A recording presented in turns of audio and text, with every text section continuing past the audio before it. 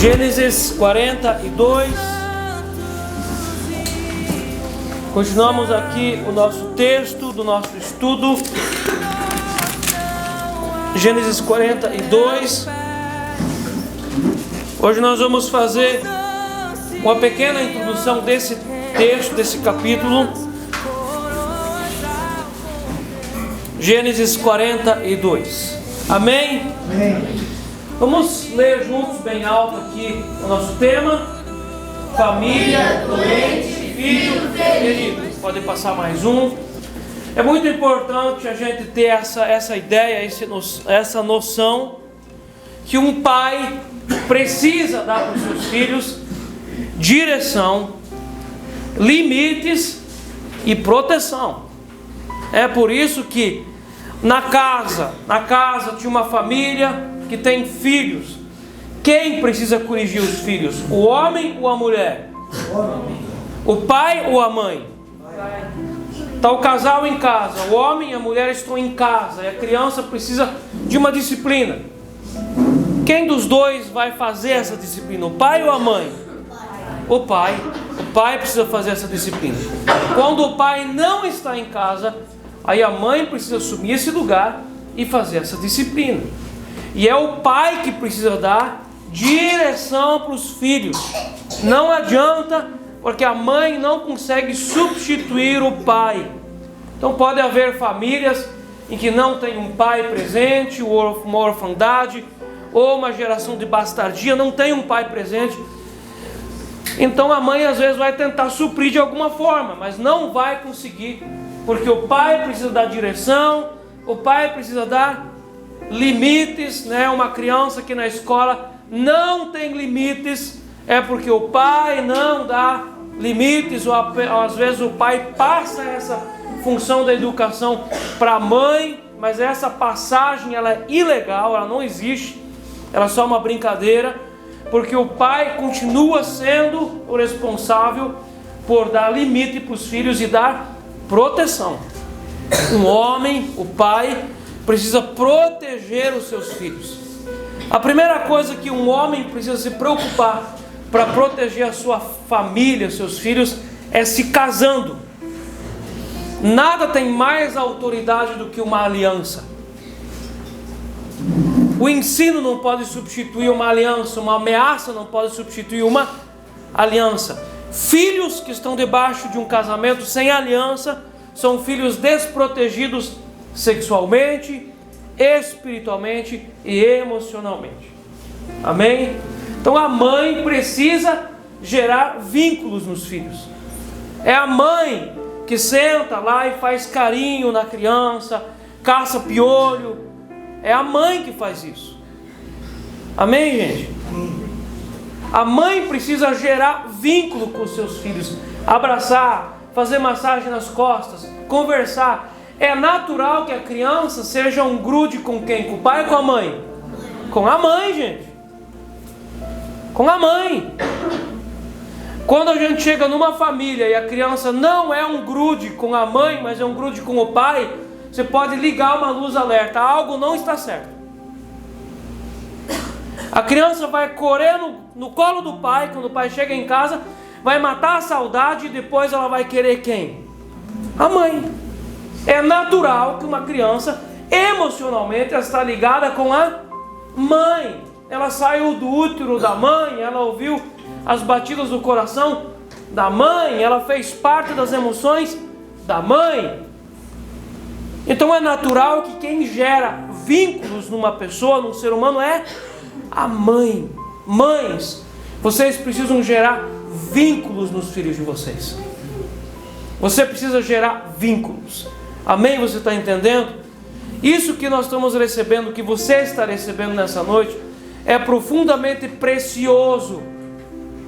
Há muitas pessoas que chegam para um ato de cura interior e as pessoas choram, mulheres choram, dizendo: eu menstruei e a minha mãe nem sabia. Nunca me falou nada sobre isso. Eu não sabia o que estava acontecendo. Aquele dia foi o pior dia da minha escola, porque de repente eu estava sangrando. Quem deveria ter ensinado a filha sobre isso? A mãe. Aonde estava a mãe? Não sei. Ela não estava lá. Isso traz um trauma, uma dor tão profunda numa pessoa, que às vezes ela não consegue passar por cima disso. Vocês podem acreditar nisso. Então a mãe tem que dar vínculos. A mãe é responsável pela nutrição. Vamos falar junto? Pela nutrição. Meus irmãos, vamos lá, né? Quem está passando por acompanhamento, que está mais próximo, sabe disso. A família precisa ir junto do mercado. Você em casa, você dá um pão inteiro para os seus filhos, você trata bem eles, para eles não terem fome, e vai toda a família para o mercado. Quem empurra o carinho? O homem, o pai. Quem é responsável por olhar os preços e colocar as coisas no carinho?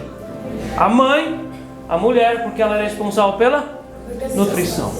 Mães, mulheres, não coloque dentro da sua casa porcarias. Não adianta a gente fazer oração de desligamento de idolatria se na sua casa você só come porcaria. Helma, chips, batata palha, só porcaria. A mãe precisa ser responsável por uma boa nutrição em casa. Proteína, precisa ter uma boa alimentação, substância. Amém, gente? Amém. Vocês estão ouvindo, mamães? Tem muitas e muitas famílias que a mãe não dá uma boa nutrição para os seus filhos. É só porcaria. Doce, chips, industrializados, ultraprocessados. Isso não é comida. Isso não é comida.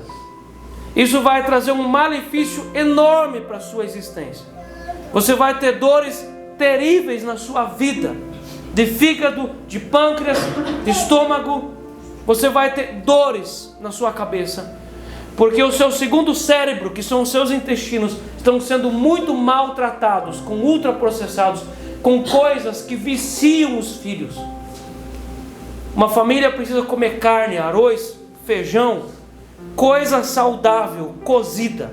Amém? Ah, mas é difícil. Olha, sábado e domingo dá para fazer marmita, congelar feijão cozido, para durante a semana ir mais rápido. Não é assim, gente? Comam comida, não comam porcaria. E a mãe é responsável pela organização. Não é loucura de higiene, tá? Porque tem mãe que é louca. Se alguém pisar lá onde é que ela lavou, é capaz dela dar vassourada. Isso não é organização. Você tem uma família, você tem crianças. Então não seja ridícula por limpeza. As coisas organizadas são muito boas, mas organização emocional, organização onde é que estão as coisas, não neurótica por limpeza. Amém, gente? Então essas coisas são muito importantes a gente sempre ir repetindo. Pode passar mais um.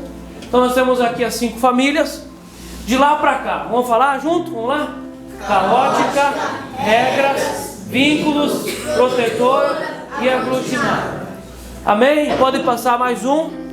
Hoje nós vamos olhar aqui um pouco sobre a janela de Joare.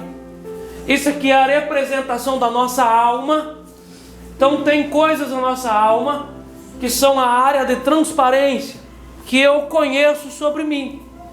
Quando eu olho e eu sei, eu sou assim, eu sou assado, eu tenho tal ferida, eu tenho tal trauma, eu tenho tal falta, eu sei, é a área de transparência, é o que eu conheço sobre mim. Mas a nossa alma também pode ter áreas cegas. A área cega é o que eu não conheço sobre mim, é aquilo que eu não consigo enxergar em mim, mas está em mim. Por isso, homem, é muito importante você ouvir a sua esposa. Aquilo que você não enxerga, a sua esposa pode enxergar em você. Por isso, esposa, é muito importante o seu marido falar algo para você e você ouvir o seu marido, porque tem coisas que você não enxerga, mas o seu marido enxerga e precisa te falar. Por isso que são 2 pessoas. Então tem coisas às vezes na vida das pessoas que estão na área cega. A pessoa não enxerga, mas está lá. É como a consciência. A consciência está na testa. A sua testa você não enxerga, mas os outros enxergam. A consciência está na testa. Tem a área inconsciente, que só Deus conhece. Por exemplo, uma molestação. Às vezes a criança é molestada aos 3 anos de idade. Ela não lembra. Mas aquela ferida está lá? Está lá. E ela está na área inconsciente. Né? Às vezes uma mulher, ela não tem mais a virgindade. E ela perdeu aonde? Ela começa a desconfiar. O que aconteceu comigo? Está na área inconsciente. A pessoa começa a ter o entendimento que alguma coisa não está certa com ela, e ela não sabe o que. Está na área inconsciente.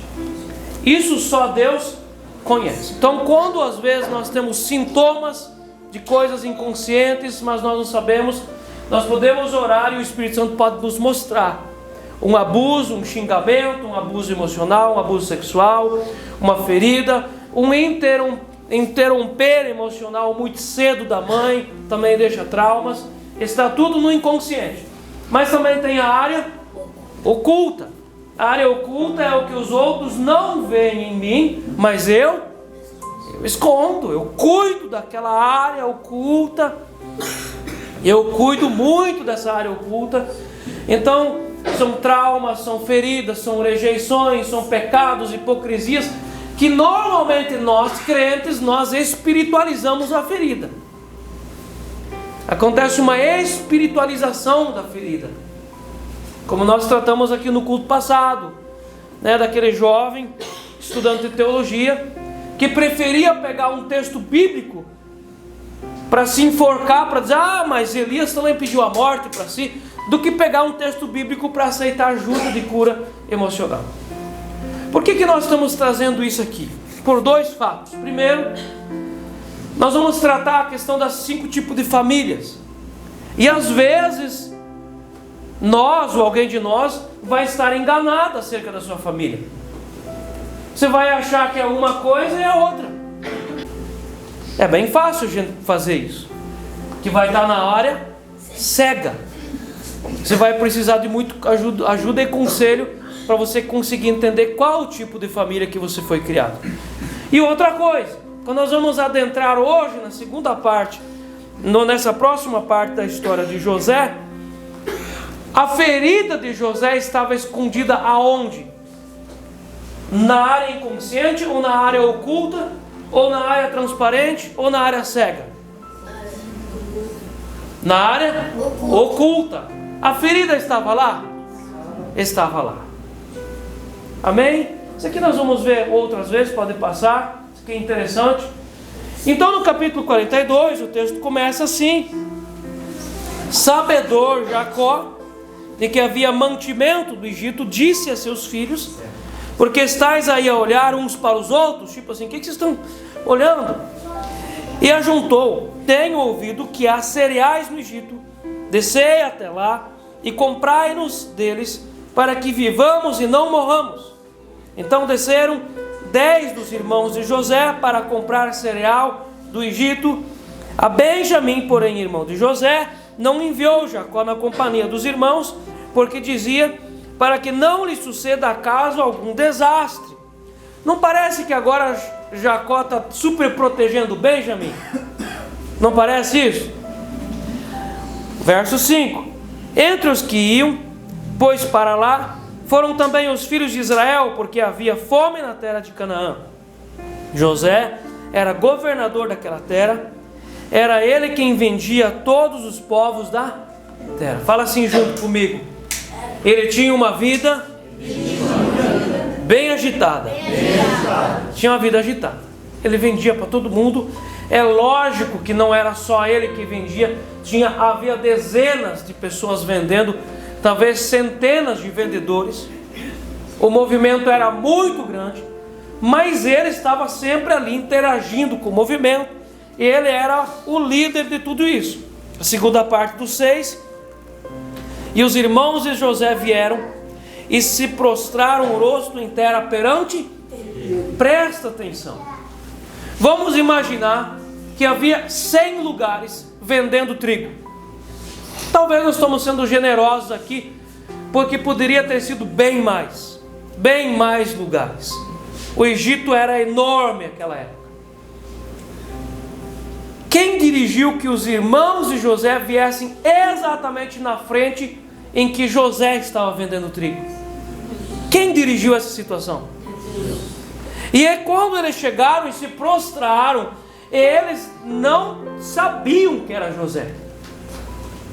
Esse prostrar aqui é um prostrar diante de uma autoridade, de alguém que vai ajudar eles, mas eles não sabiam que era José. Mas o texto diz que eles vieram e se prostraram perante ele. Verso 7, vendo José seus irmãos, reconheceu-os, porém não se deu a conhecer, e lhes falou asperamente, lhes perguntou: de onde vindes? Responderam: da terra de Canaã, para comprar mantimento. Aquela ferida não estava sarada? Quando nasceu-lhe o primeiro filho, ele deu o nome de Manassés, dizendo: Deus fez-me esquecer as dores da minha vida. Ele não estava profeticamente dizendo que ele tinha esquecido de tudo? Esqueceu do pai, esqueceu da mãe, esqueceu dos irmãos, esqueceu da família, esqueceu tudo. Ele não tinha dito que ele tinha esquecido? Tinha ou não tinha dito? A ferida estava lá. Quando ele viu os irmãos dele, quem começou a agir na vida dele? A consciência dele, a área consciente, ou a ferida? O texto começa dizendo que ele já falou asperamente com eles. A primeira coisa que o texto diz, que ele reconheceu eles, e depois falou asperamente com eles, e terceiro, fez uma acusação contra eles. Vocês vieram olhar a terra, vocês estão mascarados, vocês não estão certos não, vocês vieram olhar a terra, vocês estão com má intenção. Verso 8, José reconheceu os irmãos, porém eles não o reconheceram. Então se lembrou José dos... Ele não começou a lembrar tudo. Ele não tinha dito que ele havia esquecido.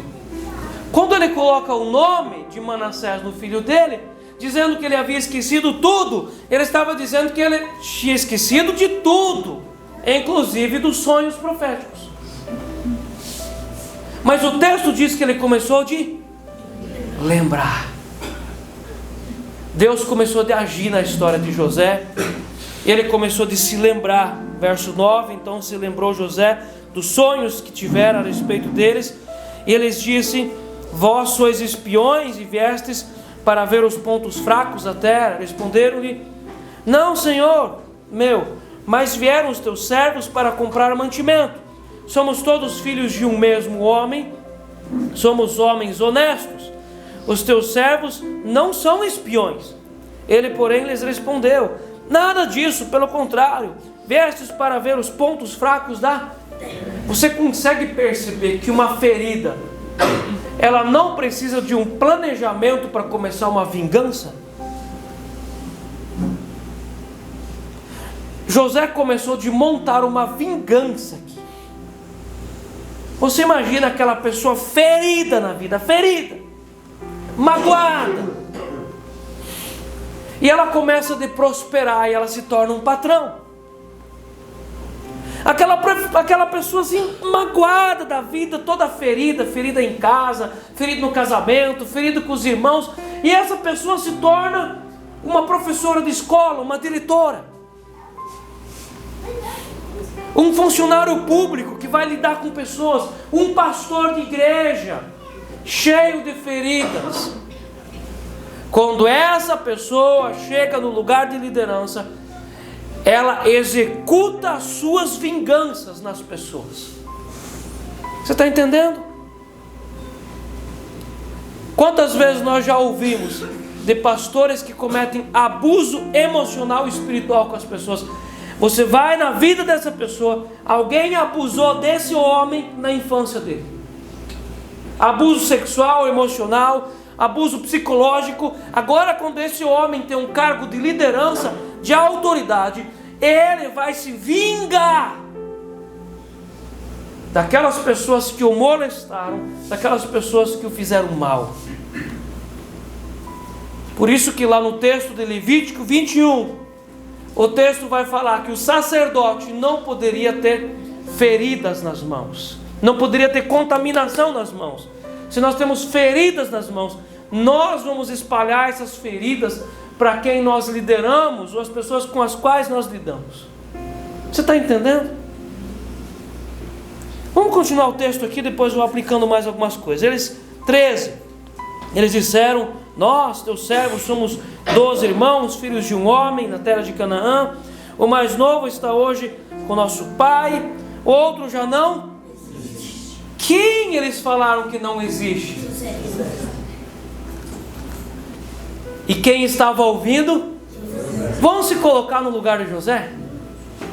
Eles dizendo que ele não existia. Eles viviam uma ferida, um trauma. Mais ou menos 22 anos haviam se passado desde que eles venderam José até aqui. Mais ou menos 22 anos. Uma ferida pode durar tanto tempo? Mas o tempo não apaga uma ferida? José tinha Deus no coração, mas Deus não sara essa ferida? Não é porque nós estamos tirando Deus do seu lugar, ou que Deus não é suficiente, mas Deus é justo. Como que Deus sara feridas? Colocando a ferida para fora e recebendo a cura. Quando eu não faço aquilo que Deus mandou eu fazer, Deus é suficiente, mas Deus é eficiente na obediência.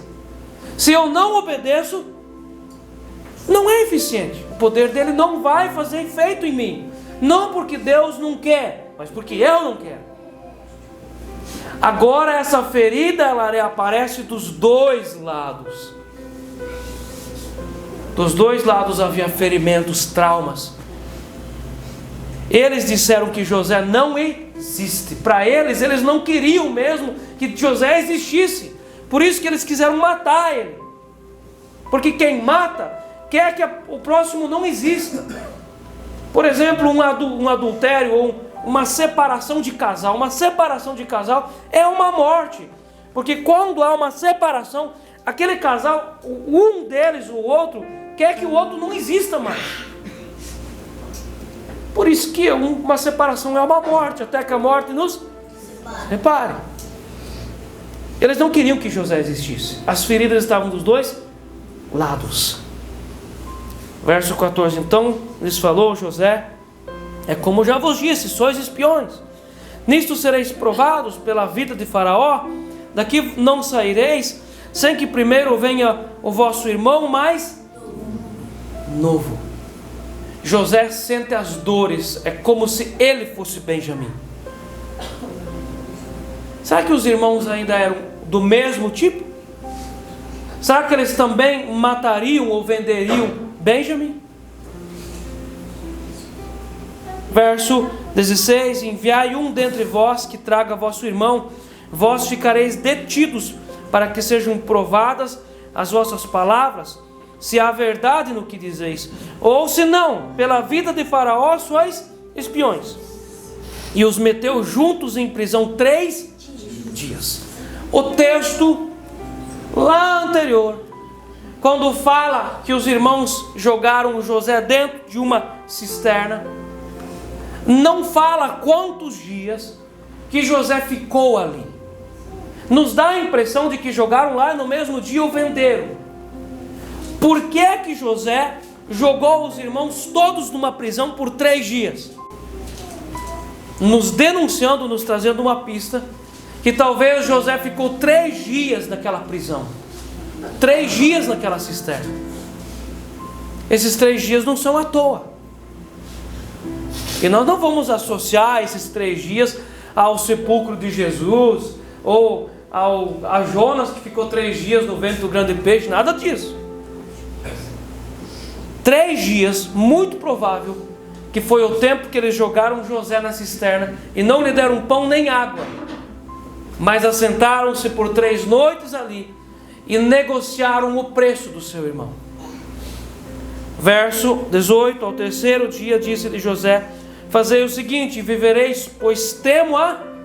Isso aqui é muito importante na nossa explicação. Pois temo a... Então, trazendo para os nossos dias, esse homem era convertido, ele tinha Jesus na vida dele. Agora, a sorte dos irmãos que José tinha Deus no coração. Se ele não tivesse Deus no coração, eles estavam bem lascados. O fato de alguém temer a Deus o freia para algumas coisas. E ele está sendo sincero: olha, a sorte de vocês que eu temo a Deus.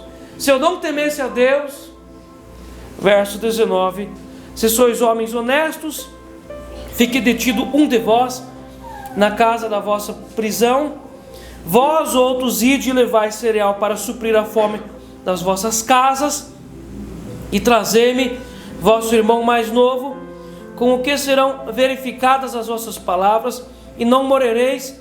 E eles se dispuseram a fazê-lo. Então disseram uns aos outros: na verdade somos culpados no tocante a nosso irmão, pois lhe vimos a angústia da alma quando nos rogava e não lhe acudimos, por isso nos vem esta ansiedade. Meus irmãos, um mal feito para uma pessoa pode passar 22 anos, podem passar-se 40 anos. Nós não podemos fugir da nossa própria consciência.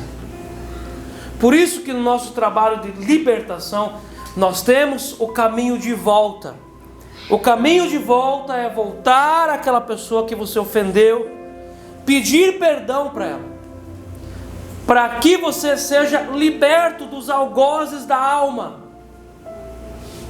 Passou-se cerca de 22 anos, mas a memória daquele dia estava viva.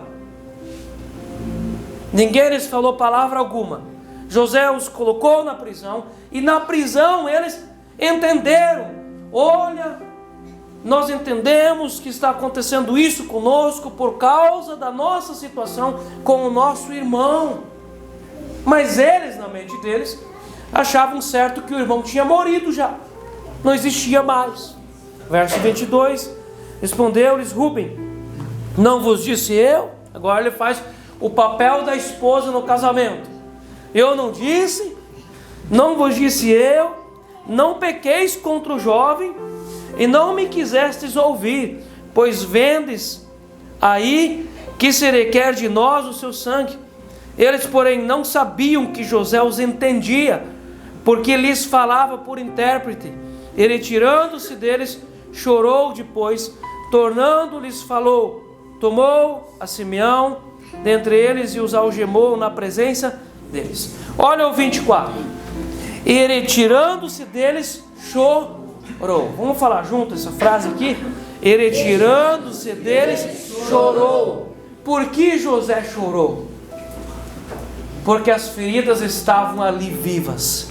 Elas estavam ali. 25. Ordenou José que lhes enchessem de cereal os sacos, e lhes restituíssem o dinheiro, a cada um no saco de cereal, e os suprissem de comida para o caminho. E assim lhes foi feito, e carregaram o cereal sobre os seus jumentos, e partiram dali, abrindo um deles o saco de cereal para dar de comer ao seu jumento na estalagem. Deu com o dinheiro na boca do saco do cereal. Então disse aos irmãos: devolveram o meu dinheiro, aqui está na boca do saco do cereal. Desfaleceu-lhes o coração, e atemorizados entreolhavam-se, dizendo: que é isso que Deus nos fez? Por que é que José devolveu o dinheiro? Por muitos anos nós achávamos que José estava sendo bonzinho. Pessoas com feridas não aceitam coisas de quem os feriram. Tem filhos às vezes que estão feridos pelos pais, e eles dizem: eu não quero nada do meu pai. Meu pai que fique com as suas coisas. Às vezes pessoas que estão feridos com sogro, com sogra, dizem: eu não quero nada desses velhos, que fiquem lá. E não aceita, porque está ferido. Tem pessoas que, quando a pessoa está ferida, ela diz: eu não quero nada dessa pessoa. Você também já fez isso. Às vezes você tinha vontade de pegar aquilo, mas a ferida foi mais forte e disse: eu não quero nada dessa pessoa, que fique para ela. José estava fazendo a mesma coisa aqui. José estava colocando o dinheiro de volta nas bolsas, não porque ele estava tendo misericórdia, mas porque ele queria gritar, dizendo: eu quero que vocês prestem atenção, a minha ferida está viva ainda, a minha ferida tem esse preço. Amém, gente? Dá para entender como é que as coisas funcionam? Então, quando as feridas começam a aparecer, quando as feridas começam a aparecer, às vezes o jovem está bem na vida, está tranquilo, arruma um namoro, um noivado, casa e depois dá aquele estouro no casamento, da família, aquele problema enorme. Quem apareceu? A ferida da infância, a ferida da adolescência. A mulher engravida, ela tem a sua gestação e depois do parto ela tem uma depressão pós-parto. Quem apareceu?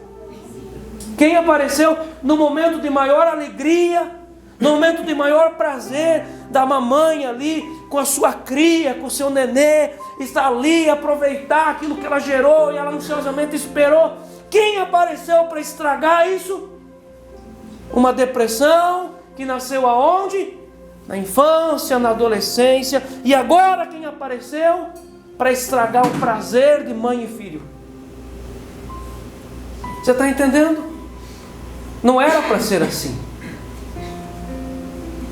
A ferida aparece quando os filhos ficam adolescentes, quando não obedecem mais direito.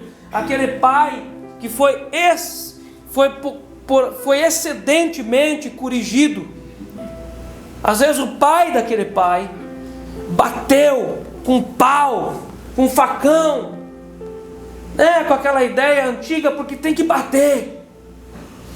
Essa criança foi corrigida em demasia. Agora, quando tem os filhos, como que esse pai vai se comportar se ele tem feridas? Bate nos filhos da mesma forma como ele foi batido pelo pai. Isso acontece, gente. Aquela menina que foi surada pela mãe excessivamente, apanhava com chinelo, com cinta e qualquer coisa, era pá. Quando ela tem os filhos dela, como que ela vai agir com os filhos? Batendo. Mas muitas vezes essas pessoas são pessoas de igreja, que espiritualizam a ferida, dizendo: não, eu já estou curado. Quando tinha aquela evangelização na igreja, tal pastor estava lá, eu fui na frente, aceitei Jesus, eu ajoelhei, eu confessei meus pecados, Jesus me curou de tudo isso. Não é bem assim. O sangue de Jesus é suficiente, mas ele só é eficiente quando nós tiramos do oculto, ou do inconsciente, ou do ponto cego, e colocamos aos pés da cruz. Enquanto não for feito isso, não foi admitida a ferida, ela está lá e ela vai agir. Ela vai estragar a criação de filhos, ela vai estragar o casamento, ela vai estragar às vezes até a salvação e até a vida na igreja. Amém, gente? Vê como é que isso faz sentido? Talvez muitos de nós já experimentou isso. Quando a ferida começa a aparecer. Um bom namoro pode ser uma boa distração para esconder um trauma. Um noivado, um casamento, o nascimento dos filhos, uma formação acadêmica, pode esconder um trauma.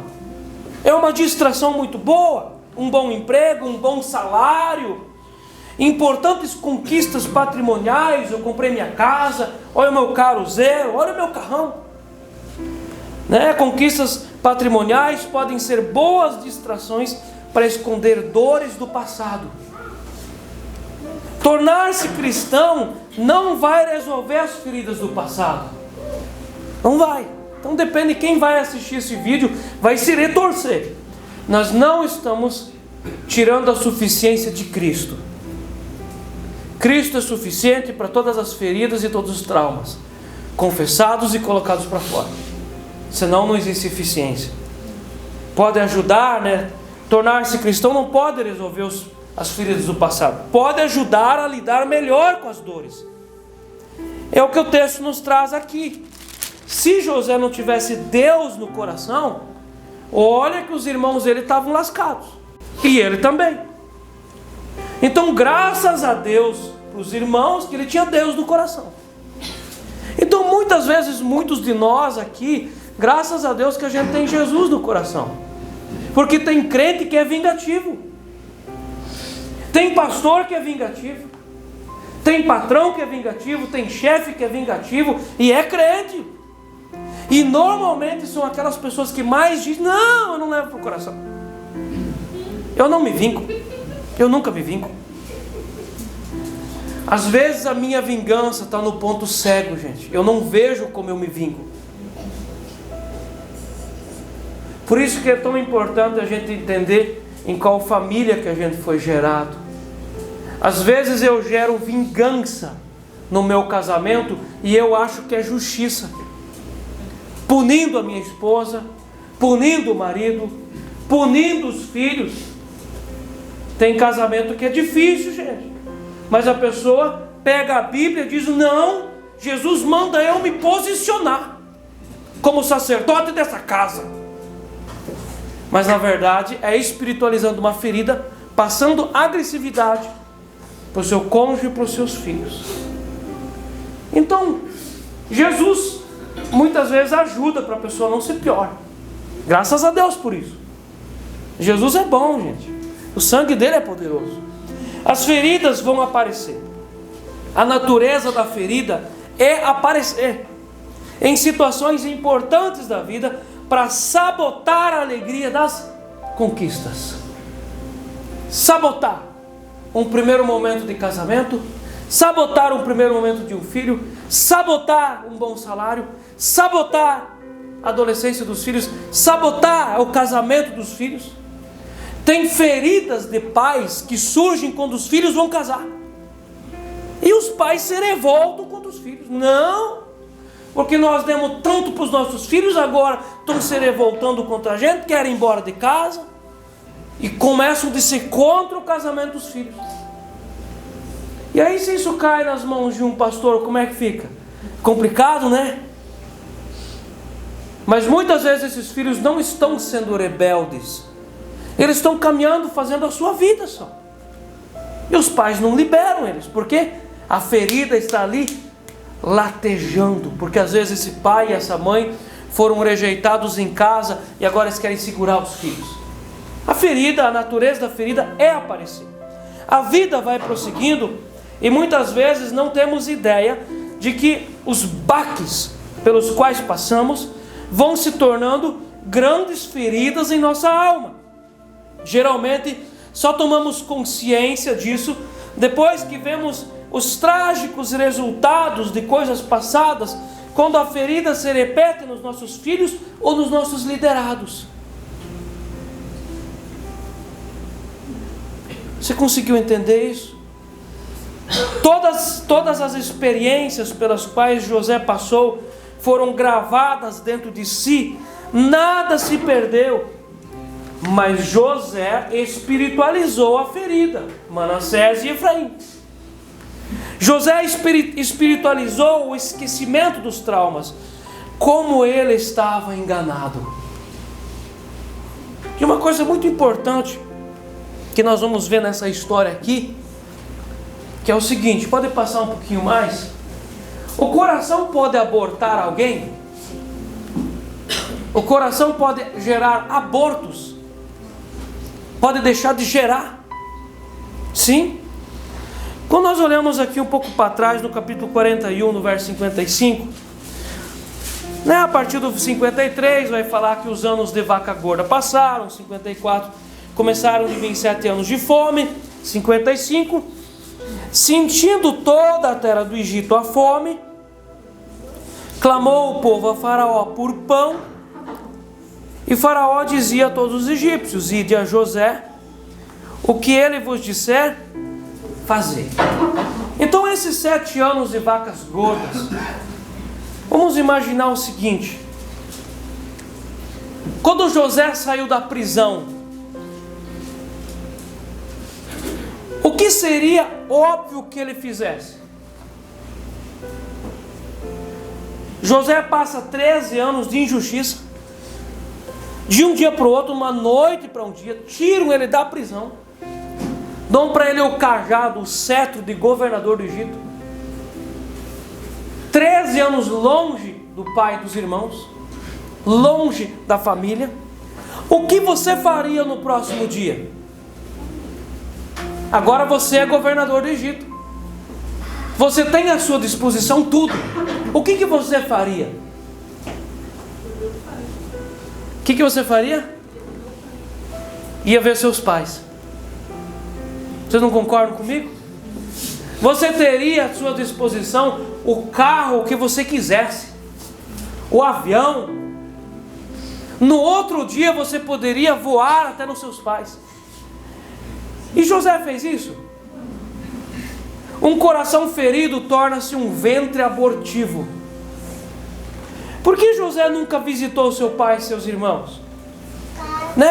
Eu perguntaria para José, você poderia perguntar para José, se nós tivéssemos essa oportunidade de conversar com José, mas a sua família, José, onde está a sua família?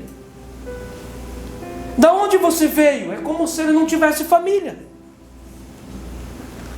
7 anos o homem produzindo, um homem famoso, um empresário de sucesso. Da onde você veio? Você não vai visitar sua família? Você não quer ver a sua terra, já que esteve preso tantos anos? Você não tem vontade de passar uns dias de férias com seus irmãos? É natural, às vezes, mesmo que os irmãos sejam um xarope e os parentes não estão... Mas a pessoa tem vontade de ver essa gente. José não teve vontade de ver ninguém. Anos se passaram. José escolheu abortar sua família no seu coração. Ele abortou. As mágoas com os medos e as revoltas fizeram José abortar no coração a sua própria casa. José queria evitar um novo sofrimento. É forte, não é forte? Meus irmãos, essa história é muito boa. No livro aqui do pastor Alcione, na página 56, ele escreve algo bem interessante aqui, do que ele passa nos aconselhamentos pastorais. Ele fala assim: meus aconselhamentos, após escutar alguém relatar a sua dolorida história de traumas e decepções, focando, por exemplo, os problemas que teve com seu pai, é comum eu perguntar para essa pessoa: mas hoje, o que você sente do seu pai? Geralmente a pessoa responde prontamente: ah, pastor, eu nem sei bem, eu acho que não sinto nada pelo meu pai. E eu pergunto: mas como assim? Você não tem mágoas dele? Não tem nenhuma mágoa. Então você gosta do seu pai, não gosta? Pergunto novamente. Também não, diz ela com certa naturalidade. Então o que você sente pelo seu pai?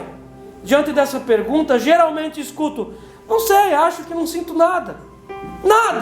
Nada, retruco eu. É exatamente isso para mim. É como se ele não existisse. Ele morto ou vivo, para mim não faz diferença. Um dia uma jovem definiu para mim o que ela sentia por seu pai. Se eu receber a notícia da morte de um mosquito ou da morte do meu pai, para mim é a mesma coisa, dizia ela. É isto que sinto por ele, nada. Na verdade, o oposto do amor não é o ódio, mas sim a indiferença. E o pior, muitos cristãos confundem indiferença e frieza com o verdadeiro perdão. O contrário do ódio é a indiferença. A pessoa começa a olhar para aquela pessoa que feriu ela com indiferença. Ela não consegue mais sentir nada por ela. Indiferença. Então uma pessoa pode no coração abortar alguém? Abortar o pai, abortar a mãe, abortar os irmãos? Isso é uma coisa boa ou é uma coisa ruim? Então às vezes, lá pastoralmente falando, há pessoas que precisam se insistir com elas. Olha, você precisa emocionalmente cortar o cordão umbilical com seu pai e com a sua mãe. Tem gente que não consegue deixar pai e mãe, mas tem gente que também, diferido que é, não consegue olhar e ver um pai, ver uma mãe, estão indiferentes com seus progenitores. Isso está errado, não está? Mas eu quero terminar falando de uma boa notícia para vocês. Podem passar mais uma, é o último. A cura é fruto da providência divina.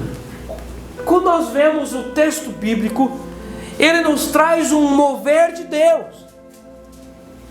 Os 7 anos de vaca gorda eram um movimento de Deus sobre a terra, Deus corrigindo a terra.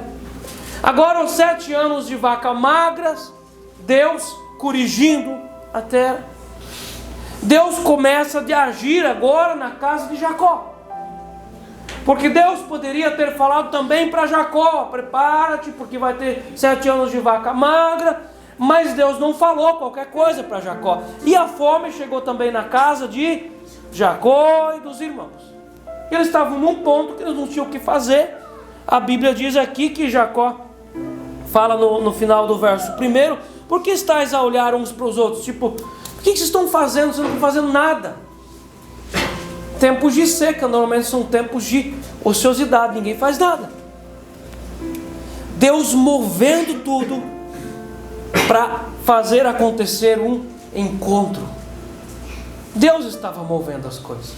Quando você faz a contabilidade, quantos anos que Jacó ficou na casa de Labão sem ver Esaú?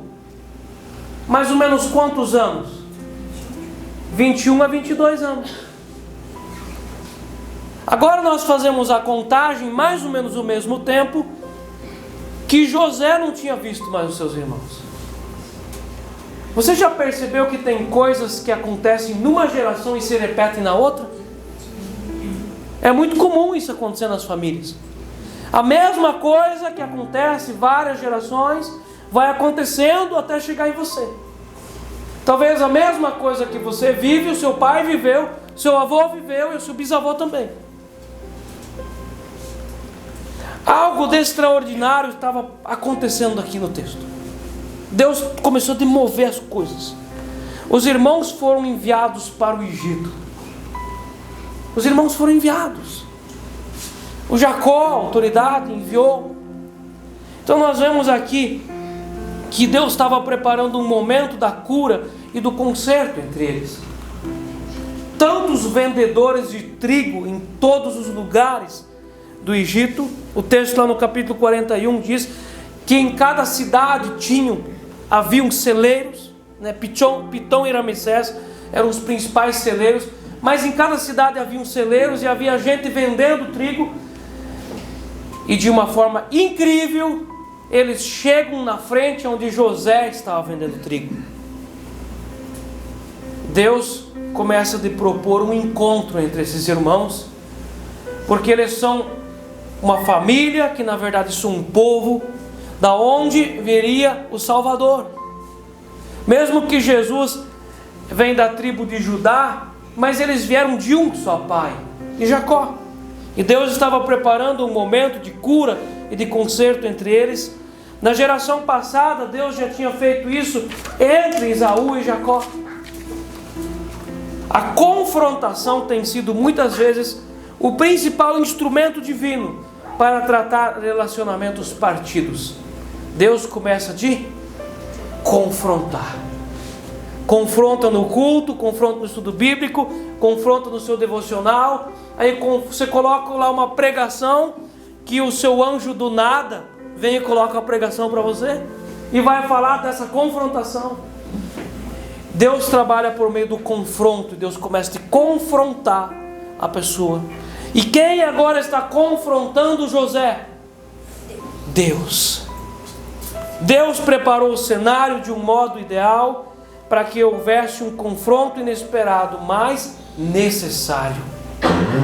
Segundo os estudiosos, José encontrou-se com os irmãos quando estava com 39 anos de idade. De repente, algo que nunca ele esperaria aconteceu. José poderia ter vivido a vida toda no Egito, morrido e nunca teria se consertado com os irmãos. Mas Deus começa a te promover, porque a cura é fruto da providência divina. Para ele, o seu destino seria morrer sem ver os irmãos. Mas agora o que fazer? O que dizer? Então essa cena, ela é quase uma cena de espelho. Os irmãos são para José o que José é para seus irmãos. A diferença é que José foi o primeiro a enxergar o que estava acontecendo. O que fazer com essa situação? Fugir? Matar os irmãos?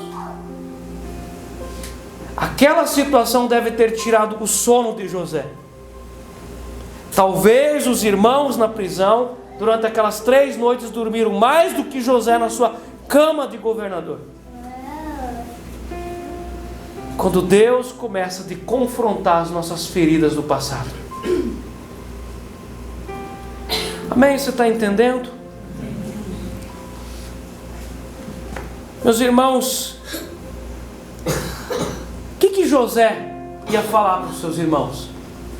Direi a eles quem eu sou? Devo abraçar eles? Sabe aquela situação que você não sabe o que fazer? Eu bato o abraço. Xingo ou choro? O que José faria nessa situação? Mando prendê-los ou desconto toda a raiva? O que devo fazer? Estas possivelmente tenham sido algumas interrogações que vieram à sua mente no momento daquele encontro. O que fazer? Mas tudo isso que nós vimos hoje aqui é só a introdução para a próxima aula. As feridas aparecem, gente. Lembra que o mundo espiritual não há tempo e espaço. Pode-se passar 90 anos. A ferida continua guardada. A ferida nunca diminui, ela só aumenta e ela precisa ser tratada. Irmãos, é muito sábio quando alguém confessa a ferida e deixa-se tratar emocionalmente e vive sem a ferida. E um dia pode ir para o sepulcro limpo e tranquilo, com a consciência tranquila para a eternidade. Porque ele resolveu todas as suas pendências nesse mundo. A Bíblia diz que diante do juízo final, diante do trono branco, nós ainda seremos tratados. Quem não trata as suas feridas nessa vida vai ser tratado diante do trono. A pessoa, o crente que tem o sangue de Jesus, não vai perder a salvação por causa de uma ferida. Mas nessa vida vai viver muito mal e vai ferir pessoas. Então é sábio resolver. É sábio aceitar o confronto de Deus e começar uma caminhada de volta. Amém? Amém. Eu creio que isso tocou o seu coração. Nós vamos abaixar nossa cabeça para orar. Em nome do Senhor Jesus, bendito é o Senhor nesse lugar. Nós te agradecemos, Pai, por tudo que aconteceu aqui nesse lugar nessa noite. Louvamos o teu nome, bendizemos a salvação que veio da cruz de Cristo. E nós te agradecemos também pela sabedoria que o Senhor derrama sobre a nossa cabeça nesse tempo, nos ensinando e também nos confrontando. Seu Deus, que esse confronto que o Senhor está gerando sobre nós nesse momento nos leve a arrependimento, nos leve a consertos e nos leve a ter uma consciência de compaixão com aqueles que nos feriram, para que haja perdão de pecados. Amém. Em nome do Senhor Jesus, amém. Amém.